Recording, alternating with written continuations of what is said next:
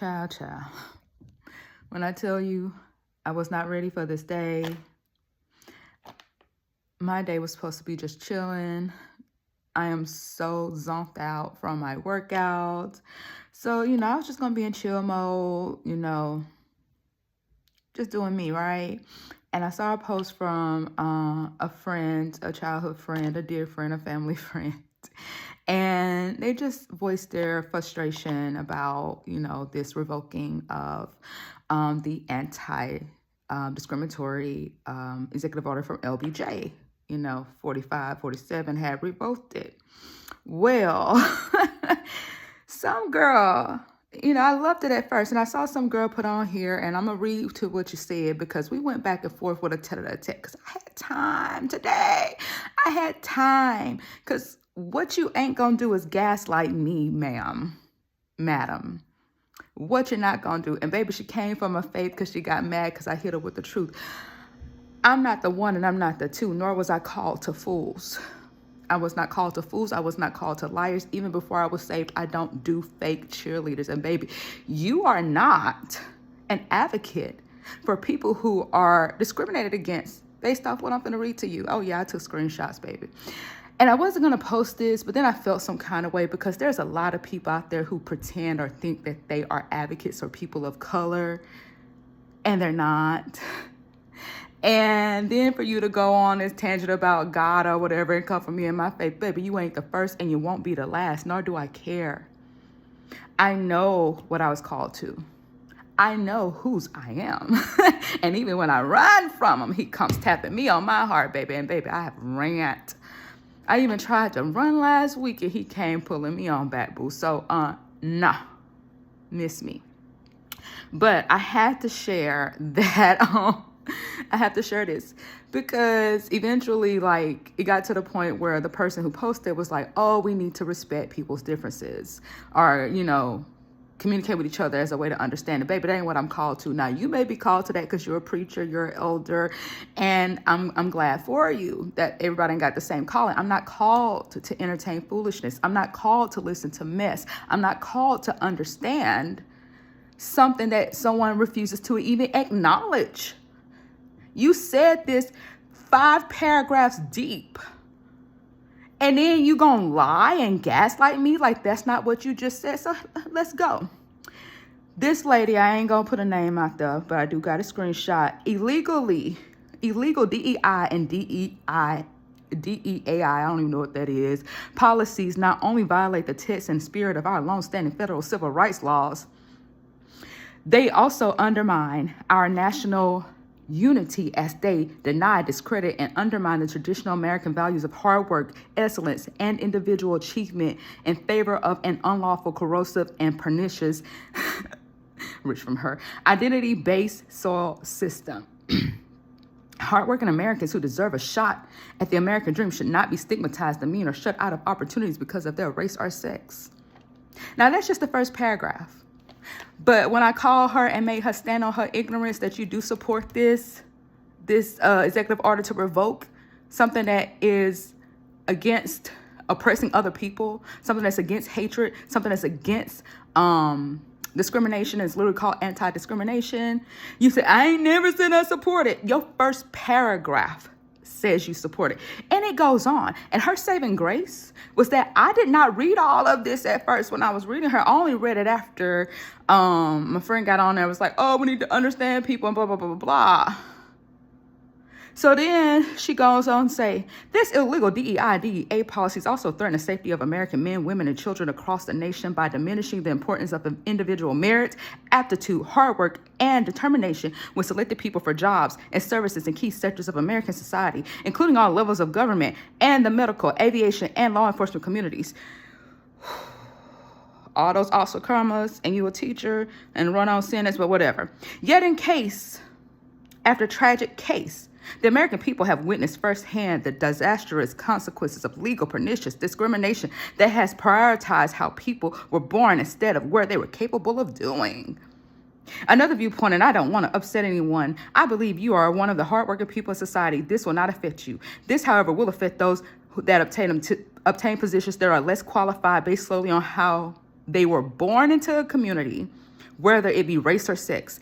You think DEI is all about race or sex? This is me right here. You think DEI is all about race or sex? So my whole point, because I kind of scanned and I saw that and I was like, DEI includes veterans and disabled persons, which in the state that I was a manager at and hiring, we had to include them if they met criteria for a job.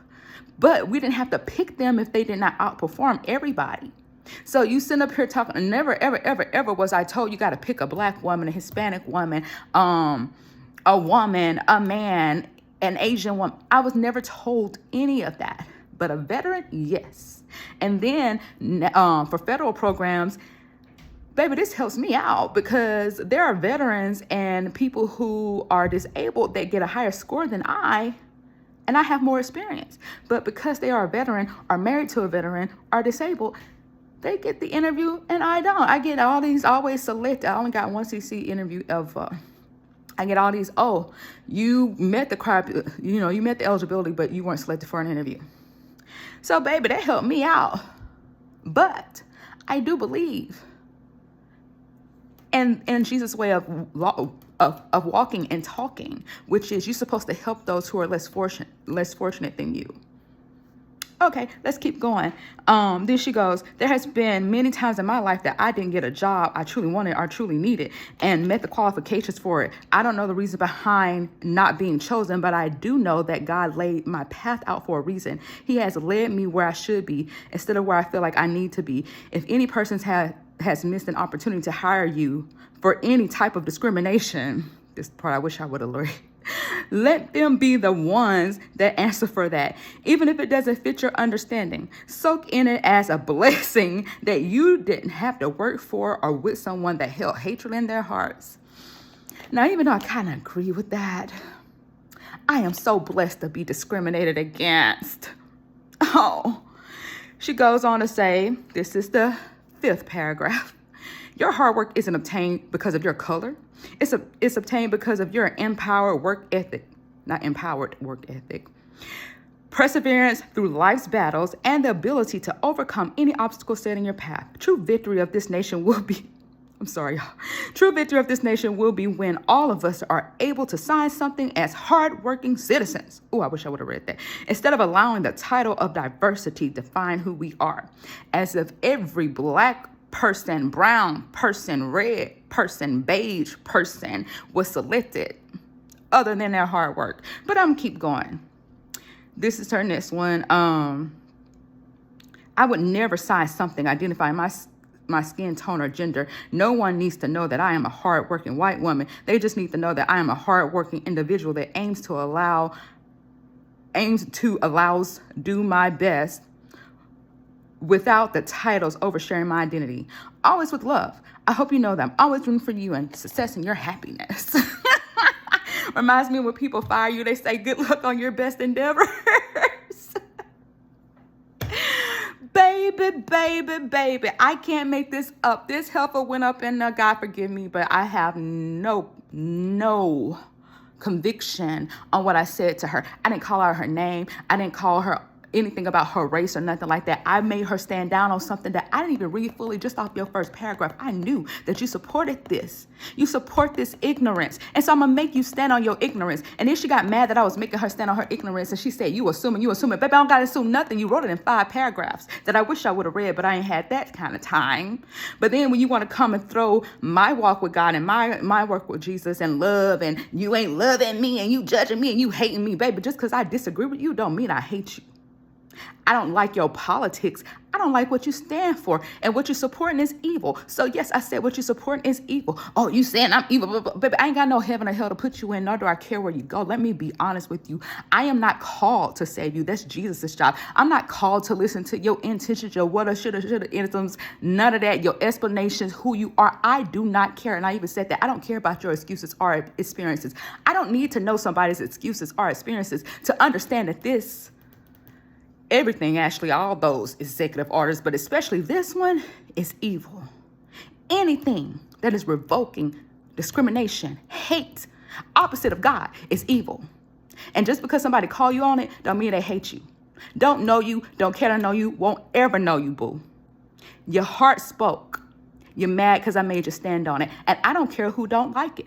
I was called to tell the truth. I was called to tell the truth tactfully.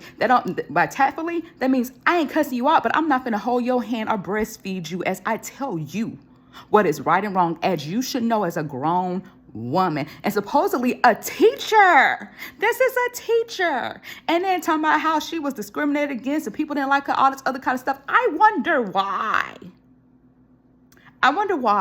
Especially when you were teaching at a predominantly black school.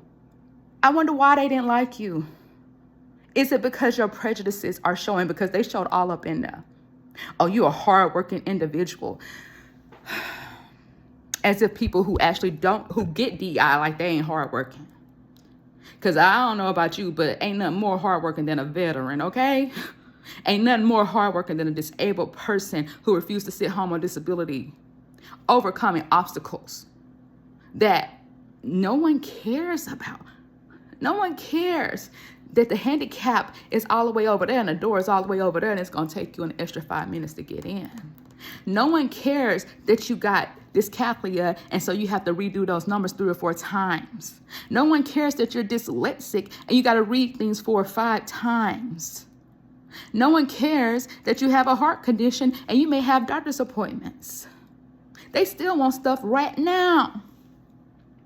But keep on telling me how able-bodied persons or persons who are of the majority are being discriminated against. How? You're the one in power, baby. Anyways, that's my tangent, y'all. I'm going to go ahead and go to sleep now. Bye.